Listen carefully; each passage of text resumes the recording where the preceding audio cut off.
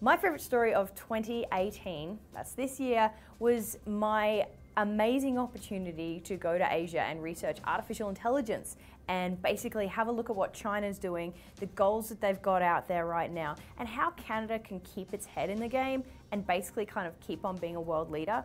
Part of that involved going to the World Robot Conference in Beijing, which was nuts. And so I've got this little dance.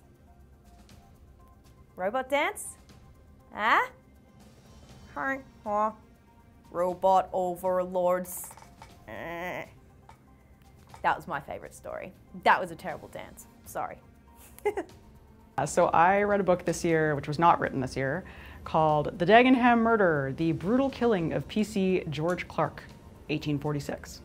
And normally I actually like to read fiction, so I don't read a lot of historical crime books. This was written by 3 British historians and librarians who are all from Dagenham, which is a borough on the eastern part of what is now Greater London in England. It's so meticulously researched. Like, they went back to so many primary sources. They found tons and tons of newspaper articles. They went through all the, court transcripts and the coroner's transcripts and just really did a ton of digging around, and not just things that mentioned the case, but also looking at what was the rule of law at this time in England, and what were the practices, and what was the state of the Metropolitan Police, and how did that all influence. So they really took all those kind of side details and they built a really colorful scene of what it would have been like based on what they know, because there aren't really photographs, or not many photographs at all, from this era. So it did leave with a lot of unanswered questions, but one thing that I did like the book did was that it came up with a bunch of theories at the end based on the evidence they had compiled on what likely happened to this police officer. My favorite story this year was pipelines, because that's what I've been covering since January, and I expect it will go on into next year. In January, we started with the Premier announcing a wine ban against BC in order to help get TMX built. Then that led into court cases, rallies, protests, a federal court decision in August that then stalled construction on the pipeline. And really, there's no sign that this story is going to be any less important in the new year.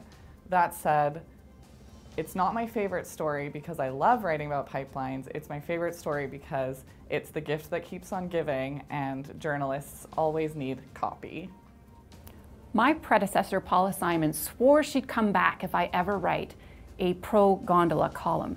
But this was my favorite story of the year because it's a creative, interesting, kind of funny idea that came from outside the city and then gained some serious backers. Private developers and the Edmonton Transit Advisory Board think this is something worth digging into, and now a privately funded feasibility study is coming back in the new year. I'm eager to see what it says. Hi everyone, my favorite story from 2018 was an investigation I did into hospital overspending and budgets and financial management. I know this sounds incredibly boring, so that makes me a nerd for liking this sort of stuff, but it was an interesting way to look at the health system and how we spend our money in the health system. People always ask me, why is the Alberta health system so expensive? This was a way to look and see what was going on, at least in the realm of hospitals, and we found that there was a lot of hospitals that were overspending their budgets almost every year. That was a fun thing to look at, but as I said, I'm a nerd. You don't have to like it the same way I do, but I got lots of good response to it. My favorite story for 2018 was a story that I wrote about taking up the game of tennis at 58.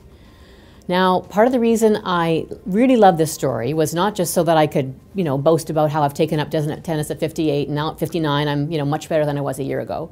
I'm really thrilled about the story because it's evidence that it's possible to take up something new quite late in life and to be successful at it. And when I say successful, this doesn't mean that I'm like a rockin' tennis player, but I'm now playing tennis twice a week and really enjoying it, and my skill set is improving all the time. And all the fears I had in the early months and until I turned about 59, that I wouldn't be able to do it, that I had too many injuries, that I was never an athlete, that it wasn't possible, all of those things turned out to be not true.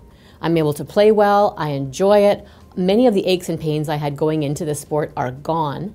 And that just gives me such hope overall. And I also think it's really important for people to realize that you can grow and continue to grow and learn something new later in life. And in fact, what your parents always told you, which is that if you practice, you'll improve, yes, that's also true.